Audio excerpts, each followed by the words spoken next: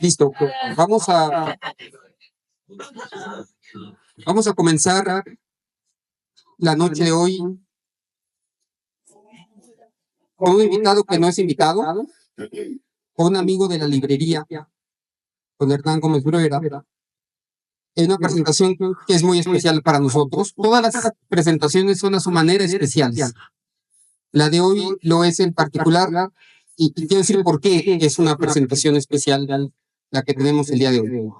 Antes de eso, les doy la bienvenida a Sándor Mara y Librería. Muchos de ustedes vienen aquí por primera vez. Veo muchas caras viejas de la gente que alimenta la comunidad de lectores de Sándor Mara y que siempre están acá. Les agradezco tanto que estén. Pero veo también muchas caras nuevas y quiero explicarles un poco lo que somos. Somos una librería aparentemente pequeña, 4,000 títulos, pero es un espacio gigante. De cariño y dedicación, 4 personas que trabajan de lleno en este proyecto. Nuestro fantástico librero, Santiago Salinas, a quien pueden ver acá ustedes todos los días de martes a domingo al pie del cañón, siendo el corazón de la librería.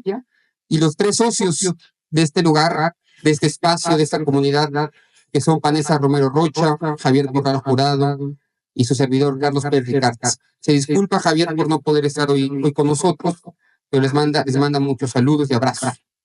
Cuando comenzamos a pensar la librería, en realidad pensamos en ocasiones como estas, en las que pudiéramos platicar, conversar, dialogar con amigos, con desconocidos, sobre lo que nos más apasiona en el mundo, que es la literatura, porque solo hay una cosa más bonita que leer y es hablar de ella. Y eso es lo que hacemos aquí en Sándor. Hoy no vamos a hablar de literatura, sino de política, para presentar el libro El ministro de Poder de Hernán Gómez Bruera. Y quiero decir 3 cosas al respecto, muy breves. La primera, les quiero compartir las 3 razones por las cuales estamos presentando este libro. La primera es porque esto es una librería. Y una librería tiene que ser plural. Una librería tiene que ser abierta. Una librería tiene que ser capaz de escuchar a todas las voces sin distinción. Una librería que no es plural no es una librería y no es una comunidad. Por eso están las librerías y por eso está Sándor Mara ahí, precisamente porque se piensa como una comunidad plural. La segunda razón por la que estamos presentando el libro de Hernán, y realmente es algo que pensamos como socios de la librería, es porque pensamos que estamos ante un libro importante. Es un libro importante hoy, pero va a ser un libro más importante en el futuro, a mediano y largo plazo, cuando cada palabra que esté en este libro cobre un peso distinto. Ya no el peso del periodismo o de lo rápido, de lo cotidiano, sino el peso de la historia. Y será piedra fundamental para entender el proceso político en el que vivimos, sus ventajas y sus desventajas, sus asegúnes, sus matices, sus grises. Pensamos que es un libro importante y pensamos que una librería como Sándor Mara tenía y tiene que abrir espacio, sobre todo a un periodista que con 9 libros no solamente se le han cerrado las puertas de los medios de comunicación tradicionales, no solamente le han dado la cara, voy a decirlo así, la mafia del poder, sino que también le han dado la vuelta a Hernán Gómez Bruera, los compañeros del partido, los camaradas del partido. Los que estamos del lado correcto de la historia también le han dado la vuelta al libro de Hernán y a Hernán como periodista y como persona. Como librería no podíamos hacer otra cosa que tenerlo aquí con nosotros. Entonces también una reivindicación de Hernán Gómez Bruera del valor de su libro a día de hoy y del valor de su libro a mediano y largo plazo. Y si no, esperan que la historia nos dará la razón a este respecto. La tercera razón por la cual está aquí Hernán, no solamente porque somos una librería y porque pensamos que es un libro importante, es porque Hernán Gómez Bruera es amigo de los socios de esta librería. Y a los amigos se les abre la casa siempre. Escriban lo que escriban y estén donde estén. Bienvenido Hernán Gómez Bruera a Sándor Mara Librería. Y bienvenido también a Pablo Díez y bienvenido a Federico Anaya, 2 abogados que sobre todo son abogados que se han hecho una carrera como incorruptibles como personas que identifican el derecho no como una disciplina para robar, sino como una disciplina para servir. Ustedes dos conocen a las personas que van a acompañar. Todos ustedes conocen a nuestros dos acompañantes, saben quiénes son, y me parece que tienen no solamente la estatura moral, sino también intelectual para conversar este libro. Agradezco especialmente a Federico, quien fue invitado apenas hace un par de días, de una manera bastante pública en el Fondo de Cultura Económica, y aceptó venir sin prácticamente ninguna opción. Y agradezco también, como no voy a, disculpen que esté monopolizando la palabra, pero también le agradezco su candidatura a ser ministro de la Corte, porque personajes como él reivindican también lo que sucedió el domingo, a pesar de las marranerías que todos nosotros vimos, que haya estado Federico ahí en la boleta y que haya sido apoyado por muchos de nosotros. Me parece que es una señal de que los tiempos están cambiando y ojalá, Federico, pronto llegue la oportunidad de que puedas tú servir al pueblo. Gracias a todos por venir. Y te doy a ti la palabra, Pablo, para comenzar. Muchas gracias.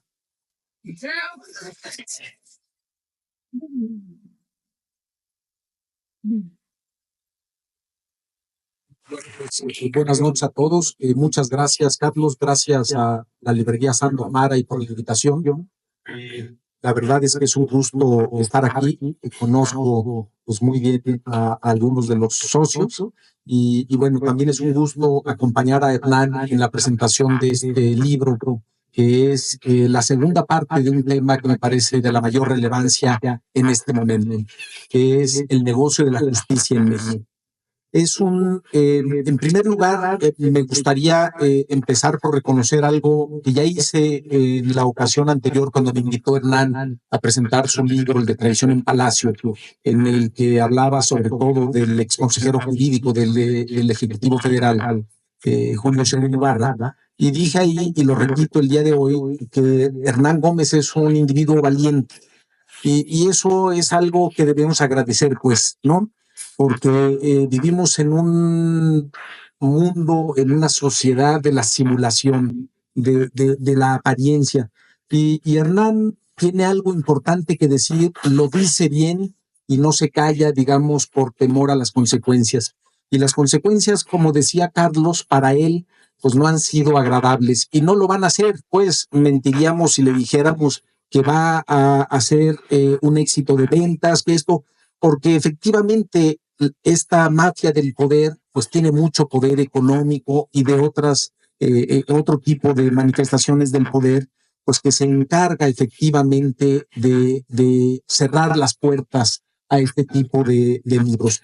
Como les decía, me parece que el tema del libro es un tema de la mayor importancia. Es quizá el tema más relevante de nuestra sociedad actual desde mi punto de vista y sin duda el poder más grave que afecta a nuestros poderes judiciales. Y me refiero, digamos, al Poder Judicial Federal y a los poderes judiciales de la Ciudad de México y de los estados. No hay duda de que ese es el problema mayor que enfrenta nuestro Poder Judicial. Este señor Saldívar, que como dice Hernán en su libro, digamos, hay dos personajes centrales en la tragedia del obradorismo. Esa tragedia que yo identifico como la corrupción y me parece un déficit en aquella administración del presidente López Obrador en ese combate a la corrupción. Me parece que ahí hay mucho por hacer. Y estos dos personajes son las piezas centrales, Julio Scherer Ibarra y Arturo Saldívar. El primero un traidor y el segundo un oportunista. Así de claro, pues. Y efectivamente este libro viene a complementar aquella primera historia. El libro cobra mayor relevancia, me parece, el día de hoy a la luz de lo que tenemos enfrente, que es una reforma judicial, una primera elección de jueces, ministros y magistrados, y algo que me parece a mí que como casi siempre el diagnóstico que hizo originalmente el entonces presidente López Obrador era correcto y acertado. El Poder Judicial padecía un problema gravísimo de corrupción, de nepotismo, y de tráfico de influencias que había que corregir. Me parece que la estrategia, que la medicina no es la adecuada. Yo no estoy de acuerdo, digamos, con la solución que se le dio, pero eso es lo que tenemos y con eso hay que trabajar. Me parece que debemos estar conscientes que la elección popular de jueces y magistrados, desde mi perspectiva, no es la solución al problema de corrupción. Tenemos una enorme cantidad de servidores públicos electos popularmente que son maestros en el arte de la estafa, del robo y de la simulación. De modo pues que ese no es un criterio. Y creo que como sociedad no debemos quedarnos ni debemos aceptar que nos pongan ante la elección de decir, ¿quieren ustedes jueces honestos o capaces? Decir, no, queremos jueces honestos y capaces. Y queremos además instituciones que puedan efectivamente ejercer un control de la naturaleza humana, ¿no? Que siempre va a tender al poder, a este beneficio, pues. Eso me parece que es lo más relevante. Yo debo decir, no les quito mucho tiempo, recomiendo clarísimamente la lectura del libro que leí en un par de días, lo leí muy rápidamente, conociendo ya pues el antecedente, pero se trata aquí de redes de corrupción muy sofisticadas y cuando uno empieza a ver quiénes son los personajes, se da cuenta que son siempre los mismos personajes que aparecen en todas las historias de corrupción. No todos, pero algunos que permiten conectar, digamos, estas distintas historias de corrupción. Yo, por ejemplo, pues algunos de ustedes quizá lo sepan, pero llevo varios años batallando con algunos temas de corrupción y por eso me parece que es particularmente importante el momento en el que se publica esto. Temas que tienen que ver con una empresa dedicada al negocio de la infraestructura pública concesionada en nuestro país. Y muy recientemente, bueno, pues con otros temas en los que el señor Julio Scherer pues ha seguido obteniendo beneficios indebidos ligados al sector de infraestructura, que es el que conozco bien. Cuando uno analiza esto, se da cuenta, pues, que son los mismos actores los que están allí. La investigación que hace Hernán me parece muy valiosa, esta lista del señor Alpizar, pero por supuesto no son todos. Es muy triste, pero el tráfico de influencias, la corrupción y la venta de la justicia en nuestro país es una tragedia cotidiana, permanente, y me parece que el reto pues es ese. En ese sentido, creo que el libro de Hernán pues contribuye por lo menos a generar esta conciencia y ojalá pues no todos podemos luchar y dar las mismas batallas, pero que cada uno de nosotros como ciudadano pueda ser capaz a partir de esto, pues de dar esta batalla desde su propia trinchera, ¿no? Poquito o mucho, alzar la voz, exhibir las cosas, porque eso tarde o temprano empieza a funcionar. Los corruptos consideran pues que el silencio y el olvido es el antídoto contra esto y me parece que no debemos resignarnos, a veces es frustrante, pero yo creo que hay que seguir alzando la voz, pues, ¿no? Estamos en una librería, la Casa de la Palabra, y debemos empezar a darle a la palabra, pues, la importancia que tiene, ¿no? Como medio de comunicación y como expresión, pues, del ser, ¿no? Yo no quisiera aburrirlos mucho, simplemente recomendarles, pues, la lectura del libro y decirles, yo, que, digamos, conozco bien, pues, la primera parte, pues, disfruté mucho la lectura, es un decir porque es muy triste pues lo que se narra allí, pero pude conectar muchas historias de corrupción con los personajes que aparecen aquí, con otras batallas en las que yo participo y me parece que eso es muy enriquecedor. Felicidades, Hernán, y habrá que seguir dando la batalla. Y bueno, pues el hecho de que te cierren las puertas en algunos medios y otras cosas, creo yo que no hace más que hablar bien de ti y del libro. Muchas gracias a todos.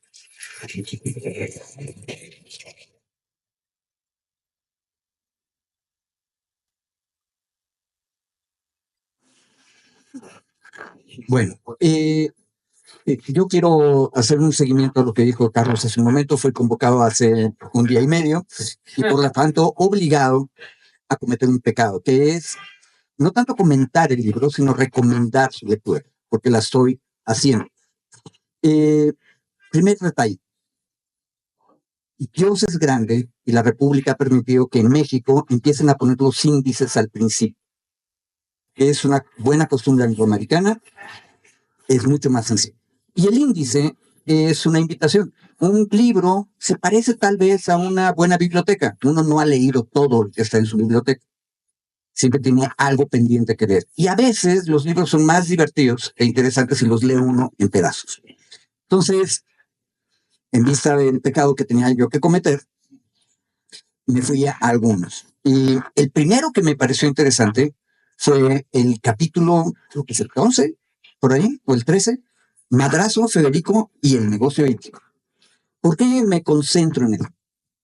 Porque leyéndolo me interesaba ver qué más decía Hernán de algo que comentó en el Fondo de Cultura Económica, que es que de la lista de Alpizar, que es otro de los capítulos, Alpizar es el secretario, segundo a bordo, el ciudadano Saldívar, descubrió que no todos los asuntos tenían que ver con el gobierno y los intereses del Estado y Richelieu y la razón del Estado. No, había muchas cosas, pues ahora sí como que de chile, limón y de manteca. Y ese capítulo de Madrazo, Federico, y el negocio épico es bien interesante, porque parece que no hay ninguna cosa relevante para el gobierno mexicano, la identidad nacional, que es un rancho y un establo, el M, que supongo que es por Madrazo, que se niega a entrar a las corruptelas de los caballos que corren dopados y entonces se hacen apuestas indebidas. Todo eso que tiene que ver con el gobierno, que resulta que el gobierno controla las apuestas. Detalle interesante jurídico, ¿por qué controlamos las apuestas? No estoy seguro que tenga un fundamento constitucional claro, y a mí me suena que nos dejamos llevar por nuestras admiraciones a los angloamericanos que dicen que beber y apostar es un pecado, y entonces decidimos cobrar alguna multa cuando alguien apuesta. Y no me queda claro que haya interés público en el asunto. Pero lo interesante de este caso es que un asunto entre particulares, es decir, gente que organiza apuestas y organiza quiénes son los caballos que van a jugar en las carreras del hipódromo, termina convirtiéndose en uno de los asuntos de la lista de Alpizar. ¿Por qué? Porque el Poder Judicial mexicano sirve solamente a los mismos actores de siempre que nos acaba de decir el compañero Gargan. El Poder Judicial, ¿alguien lo notó como ausente cuando se fueron al paro judicial? No, porque no representan ninguna cosa relevante para la sociedad. Y salto ahí a otro detalle. Los capítulos sobre la presión sobre los jueces y la lista de Alpizar.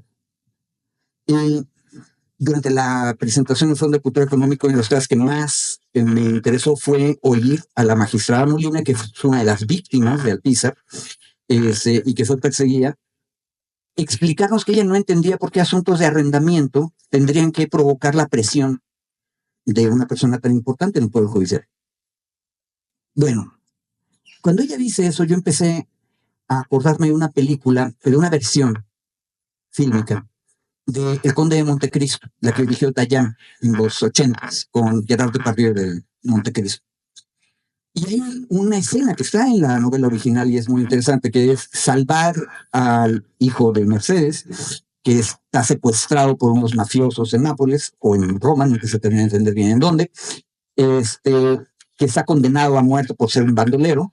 Entonces, Montecristo tiene que acercarse al juez para que el juez le perdone la vida y no lo mate. A cambio, van a soltar al muchacho. Bueno, en la versión de Dayan para la televisión francesa, Montecristo le pide a su gran asistente, que no recuerdo cómo se llama, que investigue al juez y descubre que el juez tiene cierta propensión por chicas de piezas muy pequeñas.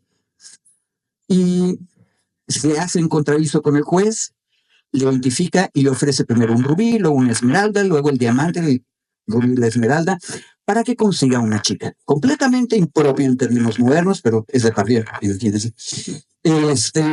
Pero el punto es, ¿a quién sirve la justicia? ¿Quién puede corromper a la justicia? Que él tenga un interés privado, que es salvar al hijo de Mercedes. Punto de aparte, más nada. El retrato de Dumas de la justicia francesa es muy útil para que nosotros veamos qué significaba la justicia. Hay una cosa interesante, tal vez la elección democrática no resuelva directamente el problema de la corrupción, pero por lo menos hizo todo la parafernalia que armamos, que todos volteáramos a ver qué era el Poder Judicial, que solamente los amigos del mafioso, las chicas acosadas por el juez que les acabo de contar en Montecristo le interesaba. O sea, son los que tienen rubíes, esmeraldas y diamantes, podían acercarse. Ahora, vean el buen negocio. Por eso es que es tan corrupto el sistema. y por eso es imposible que no fuera corrupto.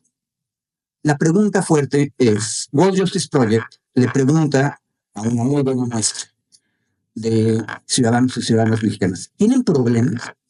Y presenta una serie de temas problemáticos que puede haber, asuntos de herencia, asuntos de propiedad, cuestiones de sangre y violación de la intimidad, o sea, lo penal.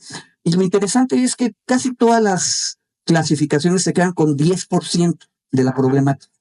De hecho, lo penal está en 8.5. La que se dispara es problemas de consumidor, 25%.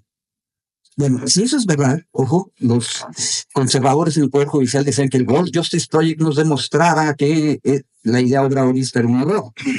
No, pues yo lo que leo, de lo que les acabo de decir, es que hay que cerrar el Poder Judicial y pasarle todo el dinero a la propiedad federal del consumidor. Si vamos a eso. Pero eso no es lo grave, es una broma mía. El problema es que cuando le preguntan a las personas encuestadas, que del problema que usted dijo que tenía, ha consultado a un abogado, una tercera parte dijo que había consultado a un abogado. Y de los que consultaron al abogado, le preguntan, ¿ha acudido a algún tribunal? Una tercera parte ha acudido. En otras palabras, una tercera parte de la realidad problemática va a los tribunales. ¿Por qué? Porque no sirven y no están diseñados para servir. En ese sentido, la sabiduría loca, populista, jacksoniana, 1830, de los Estados Unidos, es que la gente elija a sus jueces, porque es la única manera de que esos jueces le respondan a la gente. Error de nuestra reforma, no es obligación que el juez viva en el distrito donde va a ser electo. Y eso, por lo menos, será un control desde abajo. Creo que lo que acabo de decir explica en parte por qué al final del debate, como bien dijo Ana Laura Magaloni, más bien parecía que esto fuera un enojo del presidente en contra del Poder Judicial. Yo creo que es una cosa un poquito más dura. Es un enojo de la sociedad frente a su Poder Judicial. Y de pronto es un golpe mínimo. Nuestra cuarta transformación es bastante tranquila, ni ha habido octubre rojo, ni lo va a haber. No estamos al borde de la tiranía. Es más, digo, Valadez dice que estamos al borde de la anarquía. Porque ahora todos los jueces del Tribunal Constitucional tienen la misma legitimidad democrática que el presidente. ¿Por qué la presidenta va a poderles ordenar cualquier cosa? Pues está hablando un hombre en la derecha que sabe de traiciones. La pregunta es, ¿valía la pena hacer esto? Sí. Termino con una anécdota mucho más vieja. Perdón. Ahí por el 1200, Enrique II Plantagenet, que es el que se casó con Leonor de Aquitania y luego ayudaron a los trovadores. Así me lo explicaron en la secundaria. Andaba recorriendo su reino inglés y se encontró con unos campesinos que se quejaban de que les estaban cobrando los monjes demasiado dinero por los meses.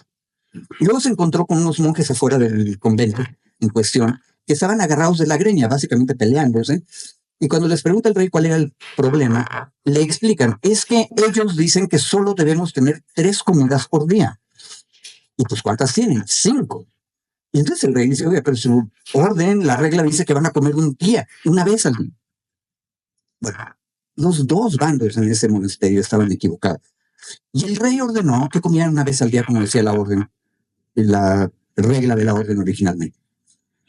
Cuando uno ve lo que pudo hacer el ministro Saldívar, presidente del Consejo de la Judicatura, uno está viendo lo que hicieron todos y cada uno de los anteriores, y estoy seguro incluido mi queridísimo Genaro Góngora Pimentel.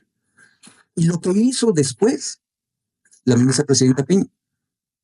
Porque el milagro oscuro de cerrar la investigación, del que hablaron en el Centro de Cultura Económica, estuvo precedido de otro milagro oscuro, que fue que se abriera la investigación, que fue exactamente igual de arbitrario que la que cerrar. En otras palabras, diría Enrique II Plantagenet, no podemos confiar en los monjes para que se reformen solos. Y por eso valía la pena lanzar todo al electorado. Buenas noches. Bueno, les agradezco a todas y todos ustedes por estar aquí una tarde de viernes. Podrían estar haciendo otro tipo de cosas y sin embargo están aquí. Muchas gracias. ¿Se escucha? Sí. Y quiero agradecerles mucho a a Paulo y a Federico por estar aquí. En el caso de Federico, porque pues él es un simpatizante o un integrante de la izquierda y no hay mucha gente que simpatice hoy con la izquierda que esté dispuesta a estar sentada a mi lado discutiendo un libro como este. O sea, la mayor parte de las personas más bien lo que quieren es hacerle el vacío al libro o incluso se sentirían incómodos de que los vieran sentados al lado de su autor. Entonces, pues digo, nada más por eso ya estoy agradecido. Y en el caso de Pablo, pues por muchas razones, entre otras cosas, Pablo y yo compartimos el honor de que hemos sido muy recientemente demandados por el ex consejero jurídico de la presidencia, Julio Scherer, que está como un poquito obsesionado con regresar a la 4T y alguien le dijo que para eso tenía primero que limpiar su nombre y pensó que para limpiar su nombre necesitaba demandar a todos los que lo han denunciado o investigado o cuestionado públicamente. Entonces empezó con nosotros, pero lo que quizás no sabía es que Televisa iba a sacar una investigación muy robusta que vino a confirmar lo que pues hemos estado diciendo desde hace más de 2 o 3 años. Y lo hace con pruebas, con evidencias que se suman a las que ya habíamos presentado en su momento. Entonces, pues yo estoy esperando ver si el consejero también va a demandar a Televisa, porque pues eso sería lo congruente, ¿no? Eh, a mí mi abuelo, el abuelo Mario, me enseñó que cuando estuvieras frente a una persona, si es una persona más soberbia, tienes que ser más soberbio que el soberbio. Y que si te encuentras una persona más humilde que tú, tienes que ser más humilde que el humilde. Yo creo que eso también es lo que hubiera hecho don Julio Scherer García, pero que no lo aprendió su quinto hijo, que pues que hoy, digamos, seguramente está contento en demandar y utilizar el sistema de justicia en contra de personas que tienen menos poder que él. Me gustaría saber si va a tener la valentía también de demandar a Televisa, por ejemplo. Bueno, eh, quiero contarles que yo decidí escribir estos libros, primero el Traición en Palacio y después el Ministro del Poder, porque me di cuenta que nadie más lo quería hacer. La verdad es que cuando yo empecé a tener toda esta información, la información que primero me llevó a publicar Traición en Palacio, busqué a varios periodistas para que escribiéramos este libro en conjunto y pues fueron varios, pero la verdad es que nadie pudo, nadie quiso y pensé que si no lo hacía, pues esa historia no iba a salir. Y un poco lo mismo me pasó con el segundo libro, aunque ahí hubo pues muchas personas queridas que intentaron persuadirme de que ya no lo escribiera, pero había mucha información que me parece que tenía que saberse.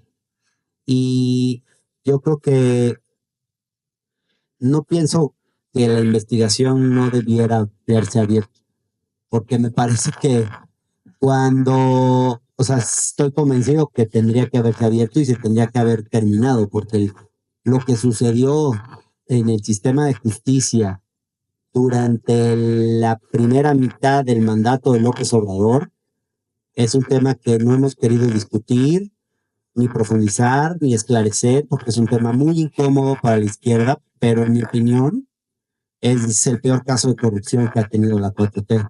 Quizás solo comparable al caso Segalmex.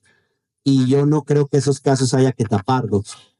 Y yo creo que por el propio proyecto de la izquierda, eso tiene que esclarecerse, conocerse, saberse, porque al final estamos hablando de la justicia, del sistema de justicia, y como dice una amiga muy querida, no puede haber justicia social sin justicias secas. Y todo lo que ocurrió es completamente contrario a una buena impartición. Yo creo que la manera en que se cerró esta investigación es injustificable, porque además la cerraron en diciembre. Y digo, nada más para situar al público, se abrió la investigación en abril de 2024 en plena campaña electoral y fue un escándalo. En diciembre se cerró y nadie se enteró de que se había cerrado. Se cerró con el voto de 4 consejeros de la judicatura, 3 de los cuales hoy integran el comité de disciplina del nuevo Poder Judicial que va a asumir en septiembre. Se cerró, se le dio carpetazo, nunca se explicó ni muy bien por qué. No hay un posicionamiento público. Tristemente, ni siquiera Norma Piña hizo un posicionamiento público. O sea, ella siendo presidenta de la Corte se quedó callada frente a un tema gravísimo. Se cerró una investigación y nadie dijo nada. ¿Qué pasó ahí en la política del país? ¿Quién sabe? Pero lo que sabemos es que se interpuso un amparo porque la investigación se filtró a los medios. Creo que ese sí fue el error. O sea, la denuncia se filtró a los medios en plena campaña electoral. Yo creo que eso sí fue un error. No presentar la denuncia. El error fue filtrarla a los medios en ese momento. Pero vimos audios, evidencias, no, digamos, había materia como para que realmente se hiciera una investigación a fondo y nos negaron el derecho a la verdad. Y entonces lo que yo hice con este libro es tratar de contar la historia de lo que, a una aproximación a lo que pudo haber salido de esa investigación, en la cual se tomó declaración acerca de 400 personas. ¿Cómo es posible que una investigación tan amplia, pocas veces en México hay investigaciones tan amplias, en las que tantas personas declaren frente a un tema tan importante, simplemente se cierre y nadie diga nada y salga en El País y en Reforma, nada más? Fueron los únicos medios de comunicación que informaron el hecho, después de que había sido un escándalo en la campaña electoral. La oposición tampoco dijo nada, en fin, me llama mucho la atención porque es hasta sospechoso que ni siquiera la oposición haya salido a decir nada.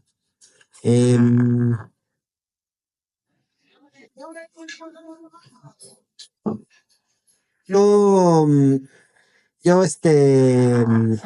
digamos, obviamente ha sido muy difícil escribir estos libros porque desde que salió el primero al año siguiente empezaron una serie de demandas, una por daño moral, otra después una denuncia penal, donde intentaron además tipificar un delito que amerita prisión preventiva, con lo cual me tenían amenazado con que, pues, si yo no aparecía en mi casa quizás a firmar de recibido, me podían tener que llevar por la fuerza o alguna cosa así. Intentaron retirar el libro de todas las librerías, prohibir su venta y cosas que yo estoy sorprendidísimo que sigan pasando en este país. Que más bien yo pensé que ya no pasaba, o quizás en Campeche, ¿no? En Campeche, tal vez sí, pero no en la Ciudad de México, ¿no? Y sin embargo, la Fiscalía de la Ciudad de México le dio entrada, les dio la razón por varios meses, sobre todo durante un periodo muy oscuro que tuvo lugar cuando salió Ernestina Godoy y antes de que entrara la fiscal actual, donde pasaron cosas muy turbias en la Fiscalía de la Ciudad de México. Pero bueno, además, la otra cosa que quiero decir es que pues es muy difícil escribir un libro sobre el Poder Judicial y su corrupción, porque si de por sí en México es difícil escribir sobre la corrupción, cuando escribes sobre la corrupción de los jueces y de esas instituciones, pues esas son las que después empiezan a investigar. Ahora hay una tercera demanda, que fíjense ustedes, casualmente los abogados que representan a Julio Scherer son los mismos de la denuncia anterior, que se suponía que era de un tercero que no tenía nada que ver con Julio Scherer, pero que yo mencioné tangencialmente en el libro. Es un poco enredado, pero Lo que muestra es que desde el principio Scherer intentó prohibir la venta del libro y estuvo detrás de todo. Ajá. Pero lo que quiero decir es que ahorita lo que estoy viendo yo, que es muy interesante, es que todo eso que investigué en estos dos libros, pues lo estoy viviendo yo en carne propia, porque yo señalo en el libro, en el primero, cómo manipulan el sistema de turnos para que los casos caigan en determinados jueces de consigna. Y es exactamente lo que ha pasado con los dos juicios civiles que tengo.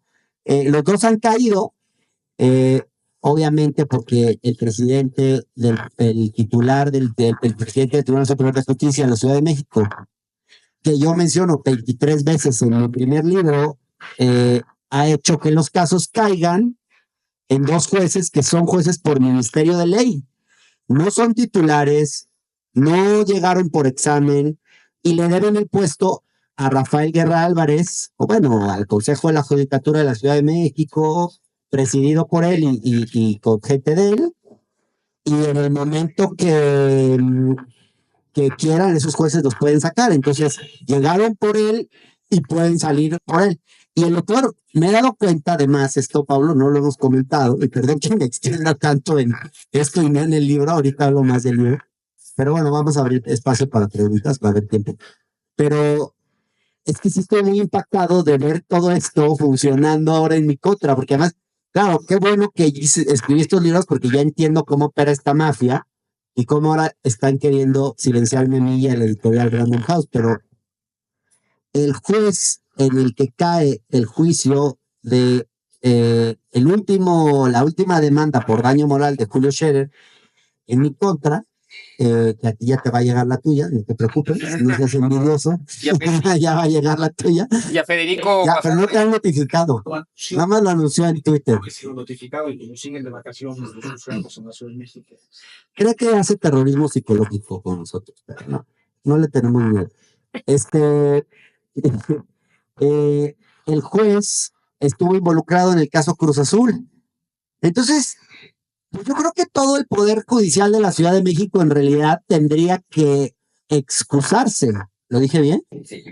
Y yo tendría que pedir que se recuse. Yo lo debería recusar, pero yo no puedo hacerlo, pero quizás, o sea, lo que quiero decir es que, a ver, es muy sabido que el Poder Judicial de la Ciudad de México está en su peor momento de la historia. Y bueno, de eso doy cuenta en el primer libro. Entonces, pues realmente no veo otra manera de que un tema así se pueda resolver, porque vamos a pelear la competencia. Yo ya he aprendido un poco cosas de abogado, aunque soy politólogo. Vamos a pelear la competencia para que sea una instancia federal la que lleve el tema.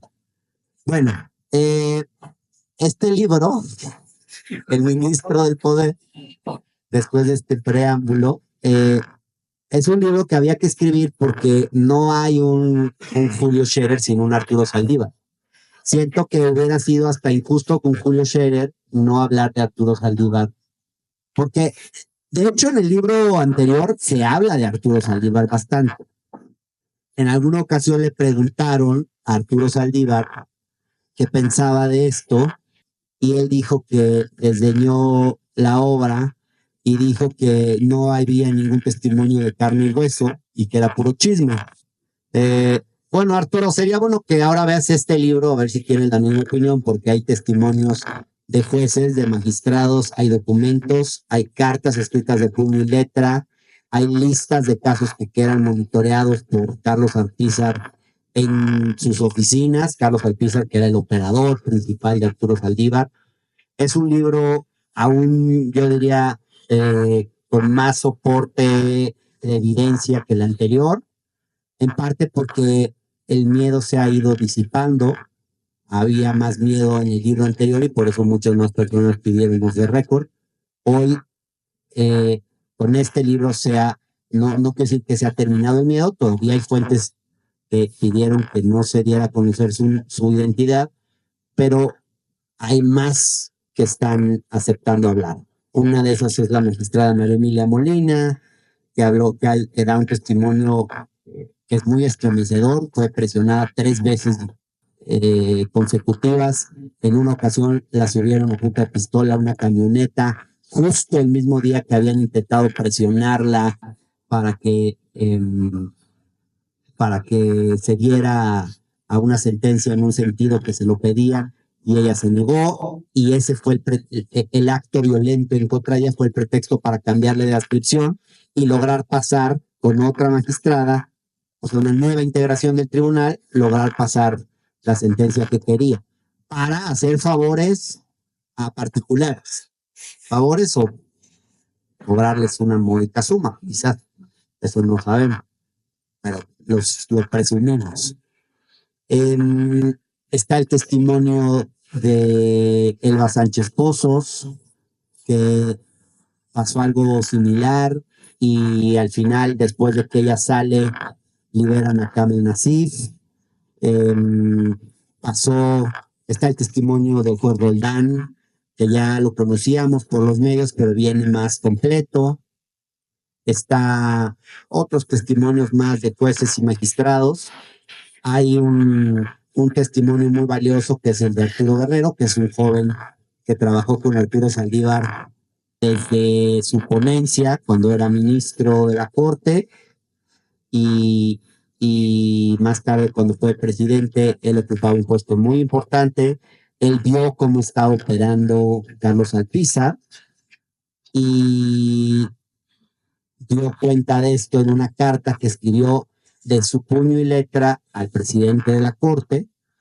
Y esa carta, Arturo Saldívar la vio, y esto mucho tiempo antes de que supiéramos que iba a salir esta denuncia o de que Norma Piña llegara a la presidencia de la Corte. Y es un hecho que Arturo Saldívar recibió esa carta y no hizo absolutamente nada. No solo eso, sino que le dio más poder a Carlos Alpizar.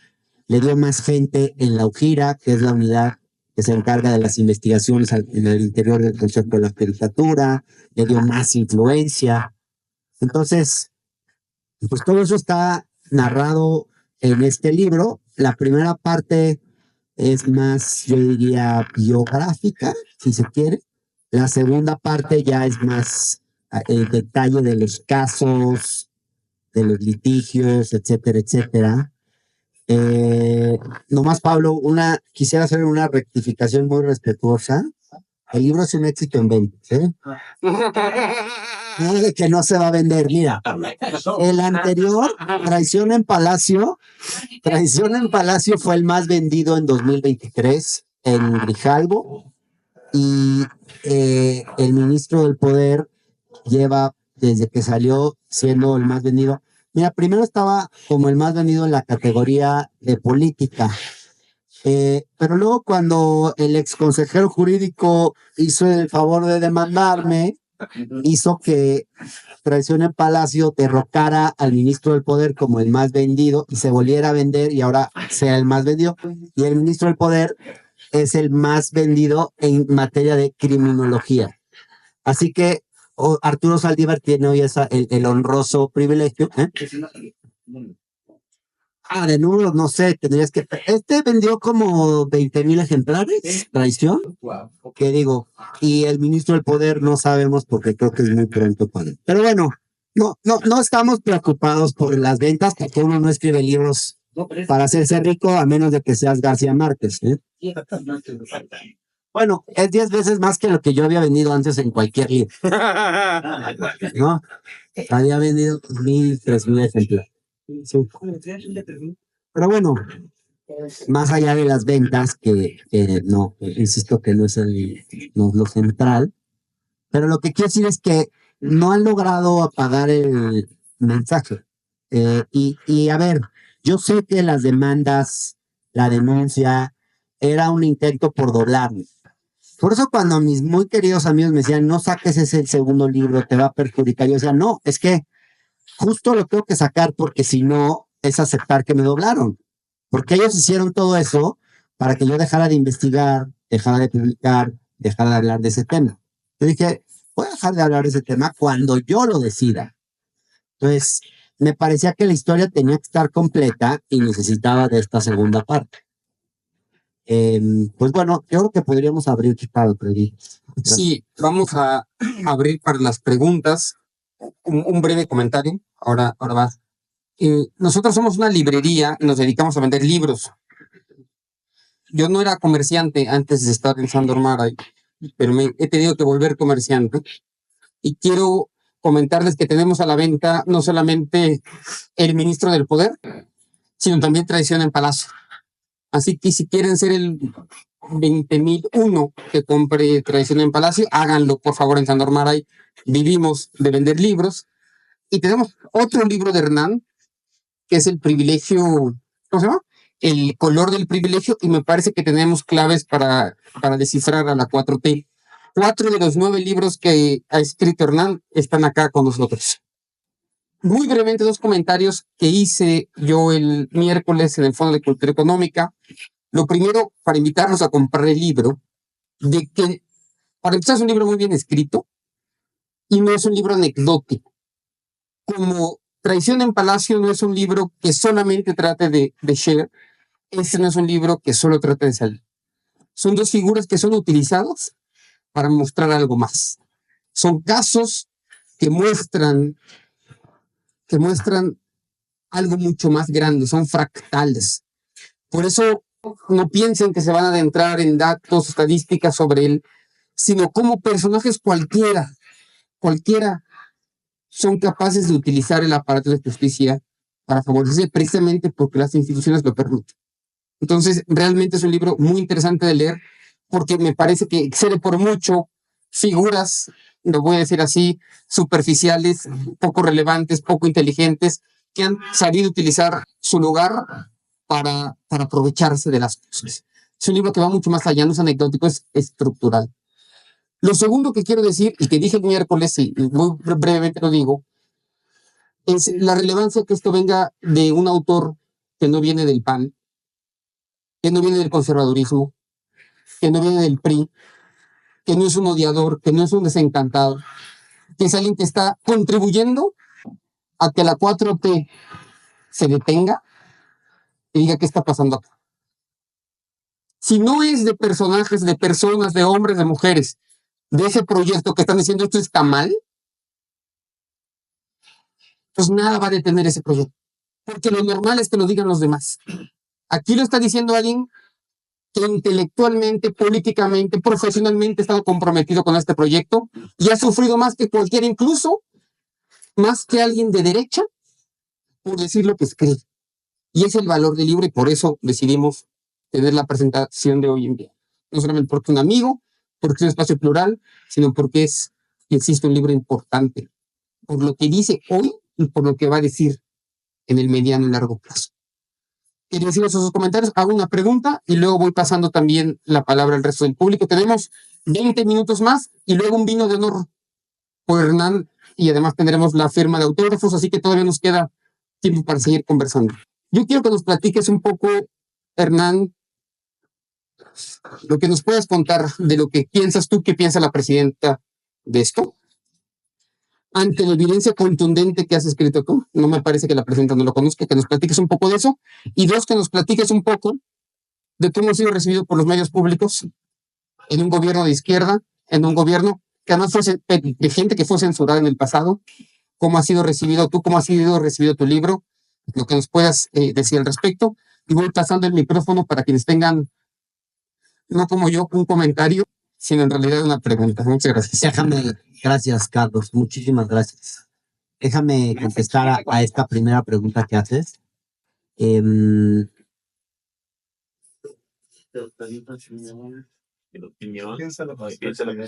La presidenta. Yo estoy convencido de que Arturo Saldívar no hubiera sido electo para integrar el equipo de Claudia Sheinbaum si no hubiera sido por el expresidente López Obrador. Al expresidente López Obrador, Saldívar le fue muy útil porque le prestó un servicio. Hay toda una parte del trabajo que hizo Saldívar que era ayudar a que proyectos estratégicos para el gobierno no se detuvieran. Obras, en fin. A veces lo logró, otras no, pero toda esa maquinaria de presión sobre jueces y magistrados se justificaba frente al presidente porque de alguna manera estaban evitando, digamos, que el poder judicial, un poder ciertamente conservador, se la pasara poniéndole palos en la rueda al presidente. Y porque ciertamente había un poder judicial que estaba en una disposición de ponerle muchos palos en la rueda al presidente, más que a presidentes anteriores. Entonces, en ese sentido, Saldívar le prestó un servicio a la Corte. El problema es que lo que a veces no nos damos cuenta es que esos personajes que funcionan como los cadeneros del poder judicial en México, supongo que en otros países, cobran muy caro por sus servicios. Porque en el momento en el que un titular del poder judicial de un estado o de la federación es llamado por el presidente o por un gobernador para que le saque ciertos temas o no se le frenen otros en el poder judicial, ese titular dice, pues si le voy a ayudar al presidente, ¿por qué no voy a ayudarme también a mí? Entonces ahí es donde empiezan a funcionar toda una red de favores políticos que están documentados en este libro, y peor aún, de negocios personales, venta de sentencias. En México no es cierto que todos los jueces sean corruptos, ni que ni que en todos los litigios haya corrupción. Pero los litigios de élite, los de más alto nivel, casi siempre se deciden a billetazos. Eso es muy sabido. Muy fácil que alguien que está en un litigio por 500 millones de pesos, para que el tema llegue a la corte, le cobren 5 millones o cosas así. Entonces, todo ese negocio lo llegó a administrar Scherer y Saldívar con una enorme avaricia y con un descaro como nunca antes. Pero bueno, me desvío un poco de la pregunta porque quiero llegar a esto. Como el presidente López Obrador se sentía en deuda, yo creo, con Arturo Saldívar, le tuvo que encargar a Claudia Sheinbaum. Y no fue el único encargo que le hizo varias respetuosas sugerencias de incluir a gente en sus equipos. De hecho, hay gente aquí cerca, que a una o 2 cuadras de aquí, que creo que también es un caso similar. Lo que quiero decir es que Claudia Sheinbaum, yo estoy convencido de que nunca confió realmente en Saldívar, y menos ahora después de cómo lo vio operar en esta última elección judicial. La presidenta no le perdió toda la confianza a Arturo Saldívar. Este fue un problema desde que se integró a la campaña. No sé si ustedes recuerdan, pero hubo por lo menos 3 semanas en las que Claudia Sheinbaum dejó de ser nota siendo candidata. Había más discusión sobre Arturo Saldívar algunos días en la prensa que sobre Claudia Sheinbaum. Fue un escándalo su salida, cómo salió de la corte, la pensión que salió cobrando, bueno, en fin. Y ya recientemente, no sé por qué, le encargaron, lo nombraron para integrar el comité del Poder Ejecutivo, para seleccionar a los perfiles que iban a ser candidatos. Recordarán ustedes que se nombró un comité del Poder Ejecutivo, uno del Poder Judicial y otro del Poder Legislativo. Al final, los decisivos fueron los del Poder Ejecutivo, en un porcentaje muy amplio, pero en el comité del Poder Ejecutivo había 5 integrantes. Y Arturo Saldívar pensó que podía chamaqueárselos a todos y empezó a decir que por instrucciones de Claudia tenía que quedar X, Y, Z, que él creía que se iba a salir con la suya, muy al estilo Scherer, ¿no? De hacerle firmar decretos al presidente y diciendo que eran instrucciones del presidente y no eran, porque así operan estos sujetos, por eso son infiltrados y traidores. Entonces, que a mí me digan que no soy un buen simpatizante de la 4T por escribir, más bien ellos son los que no están a la altura de los valores de la 4T, porque lo que ellos hacen, la forma en que se conducen, está en las antípodas de lo que es y debe ser la 4T. Entonces, hubo adentro del comité una disputa fuerte. Y el caso llegó a la presidenta de la República. Y la presidenta de la República ahí se enteró de que había cerca de 30 perfiles que eran absolutamente impresentables, gente que incluso había traicionado al mundo, o sea, que habían sido, que habían operado en contra de López Obrador y su movimiento históricamente, o sea, cosas escandalosas.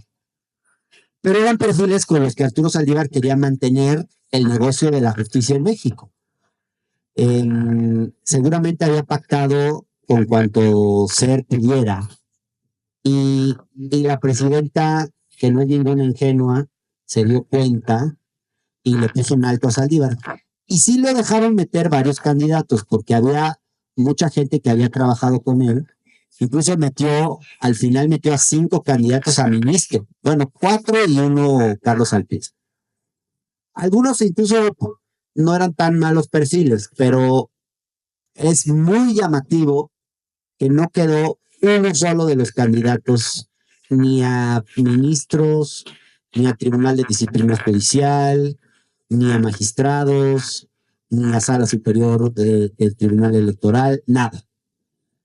Y esto no es casual, porque sabemos que la elección, perdón que lo diga, pero la elección pues, se decidió desde el poder y yo lamento que no se hayan dado cuenta que Federico Anaya pues debía haber estado entre los favorecidos en esa elección, pero bueno, cometieron creo que al final Arturo Saldívar quedó como un personaje pues que sigue manteniendo un cargo, pero no estoy seguro que tenga mayor encargo. O sea, se quedó con cargo, pero sin encargo.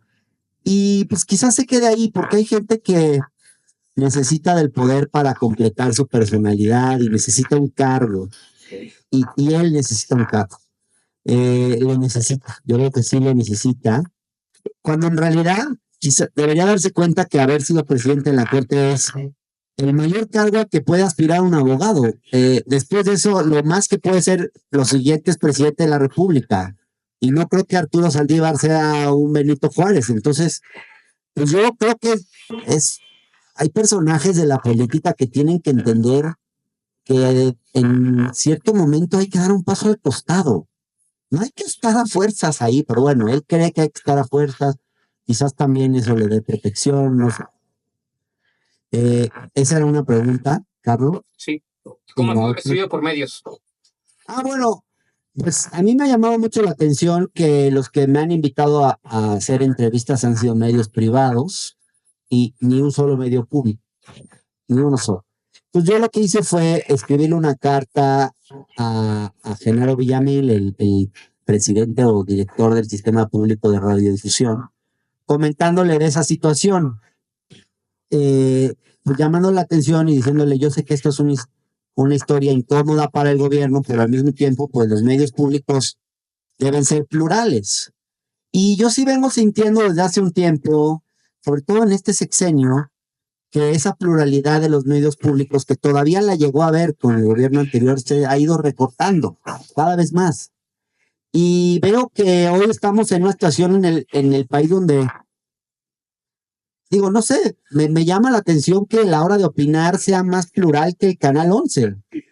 No debiera ser así, porque el Canal 11 es el canal de todos los mexicanos y tiene que tener pluralidad, pero pues cada vez lo que ves es voces que todas piensan igual, o sea, dicen, latinos, hay puros opinadores de derecha. Pues sí, pero Canal 11 y Canal 14 es puro opinador y puro presentador de izquierda. Entonces yo creo que sería importante que hubiera más pluralidad de voces en los medios públicos y también que se puedan presentar investigaciones que no necesariamente sean cómodas para el gobierno. Y me alargué muchísimo en la respuesta, perdón. Aquí tenemos una pregunta. Y quien quiera me dice para darle el micrófono.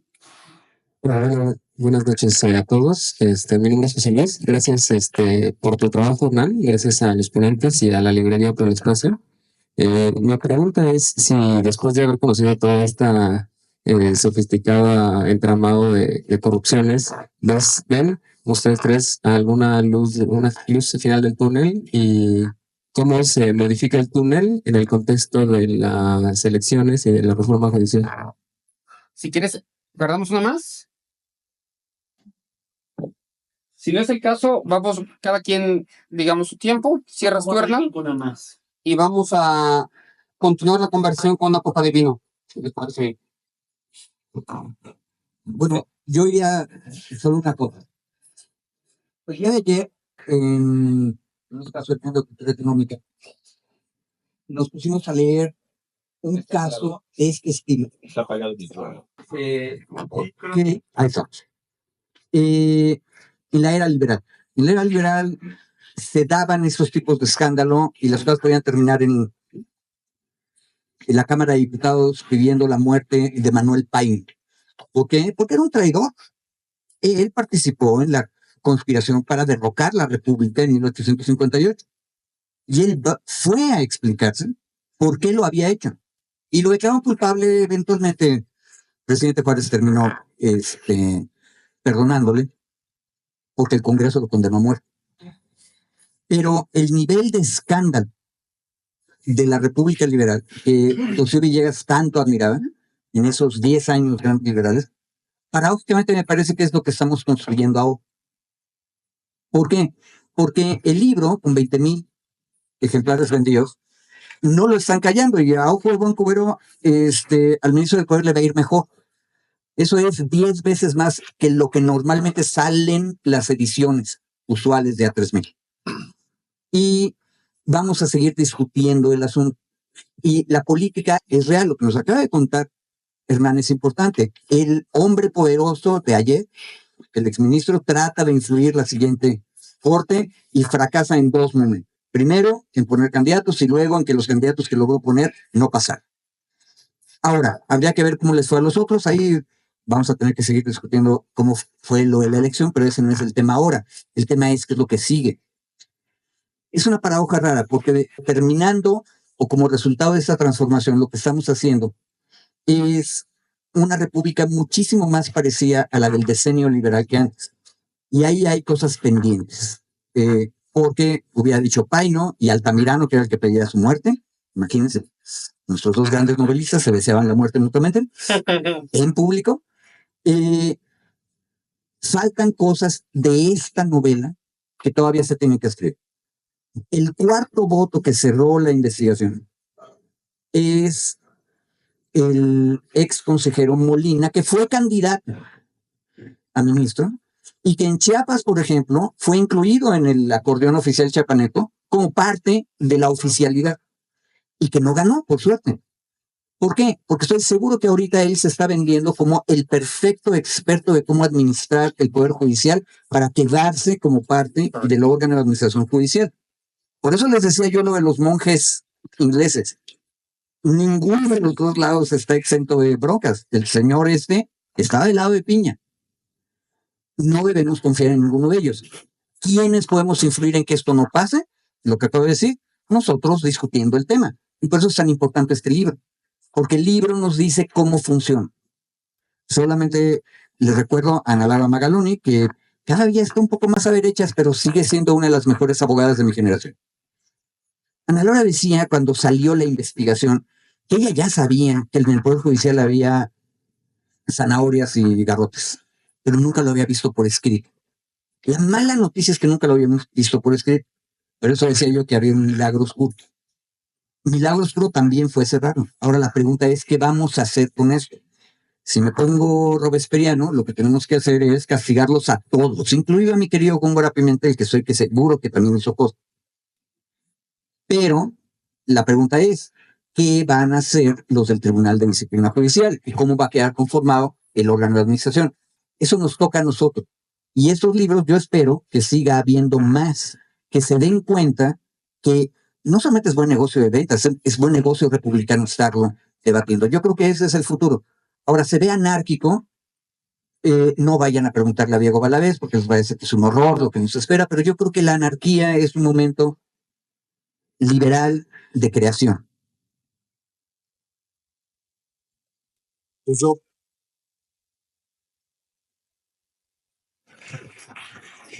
muy brevemente, voy a retomar algo que mencionó Carlos, que me parece muy importante del libro de Hernán para tratar de contestar a la respuesta, a la pregunta, perdón.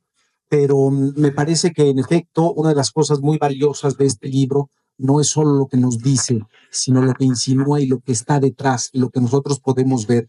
Y en el fondo, pues yo me quedo con una imagen que es más bien pues, un poco trágica y triste, y es cómo este individuo, Saldívar, un individuo inteligente, técnicamente sólido, que tenía, pues, digamos, cualidades para haber sido un buen presidente, tuvo la oportunidad, él tuvo la oportunidad, porque se la dio el presidente López Obrador, de hacer una reforma. Y la hizo. Hizo una reforma prácticamente como le dio la gana, que no consultó con nadie, no resultó en nada. Y no resultó en nada, desde mi punto de vista, pues por este juego de la simulación, este juego del poder, donde hacemos como que resolvemos las cosas, pero no resolvemos nada y no podemos resolver nada. Para mí, esa es la gran tragedia detrás de este libro, porque este señor pudo haber evitado todo el derramamiento de sangre posterior si hubiera hecho su trabajo. Y si en lugar de estarnos mintiendo, digamos, en este ejercicio de simulación de que teníamos un poder judicial libre de corrupción y de nepotismo y que era absolutamente falso, bueno, lo vimos, es decir, la reacción, me parece, de los mexicanos y las mexicanas de exigir una reforma al Poder Judicial es absolutamente legítima y tenía que realizarse. Pero este señor la hizo. Eso es lo triste, pues, del asunto, pero no la llevó a cabo como tendría que haberla llevado a cabo. Hoy me parece, pues, que estamos con una nueva etapa, habrá que esperar. También creo que el asunto que va a radicar en el comportamiento del Tribunal de Disciplina Judicial, pero pues tampoco hay mucho más que hacer fuera de lo que ellos decidan. Y por eso me parece que lo que es muy importante es nuestra labor como ciudadanos, de estar permanentemente con los elementos que tengamos presionando, poniendo a la luz pública esto. Porque miren, no los quiero yo atormentar, pero durante muchos años he presentado, pues ni se imaginan la cantidad de quejas ante el Consejo de la Judicatura, y eran cosas vergonzosas, pues la cantidad de pruebas que les aporté, digamos, en alguno, te recuerdo, tenía incluso la agenda del gobernador del Estado de México que había recibido a un juez de distrito que 2 días después otorgó una resolución absurda. Lo presenté al Consejo, y el Consejo las desechaba por notoriamente improcedentes. Esto es lo que no debemos, pues, permitir.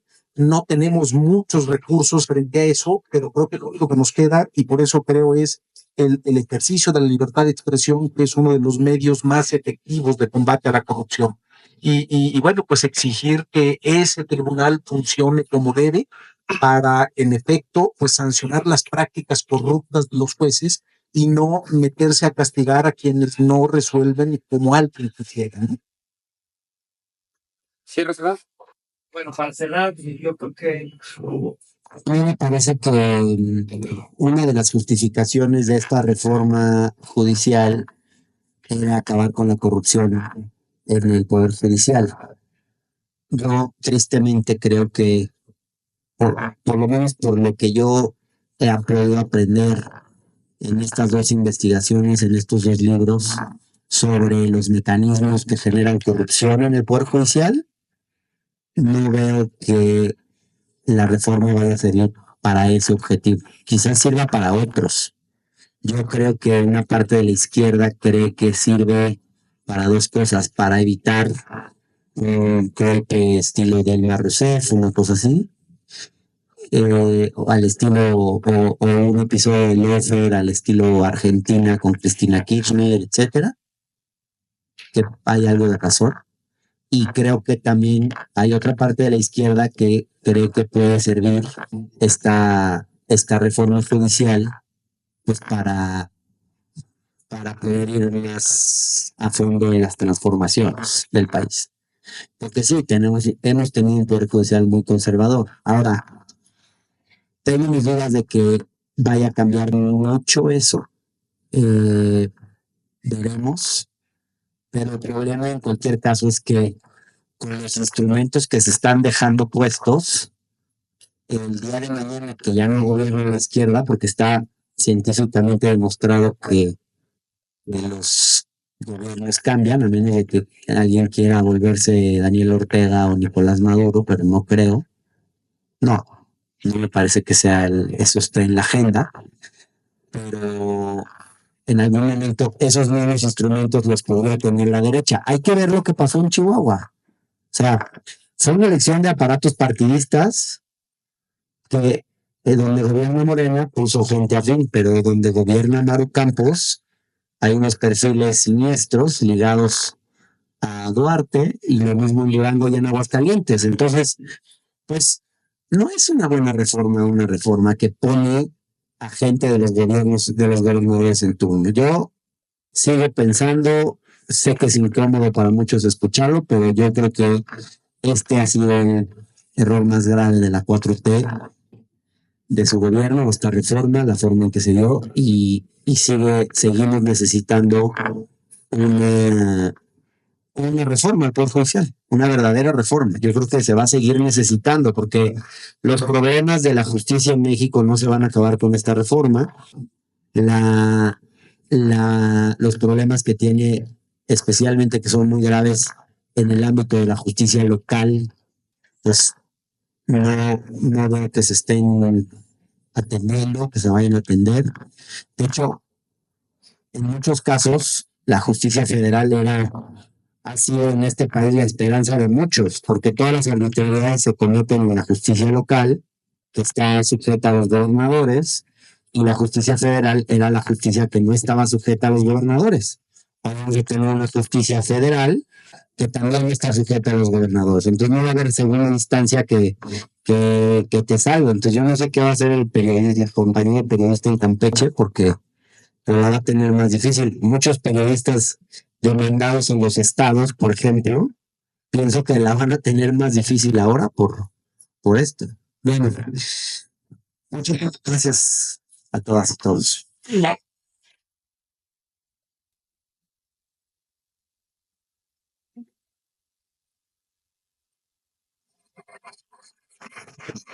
Siempre aplaudimos mucho a nuestros escritores y escritoras, pero la verdad es que creo que Hernán se lo merece mucho.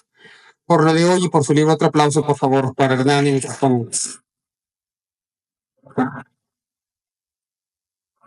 rápidamente un par de notas respectivas a la librería.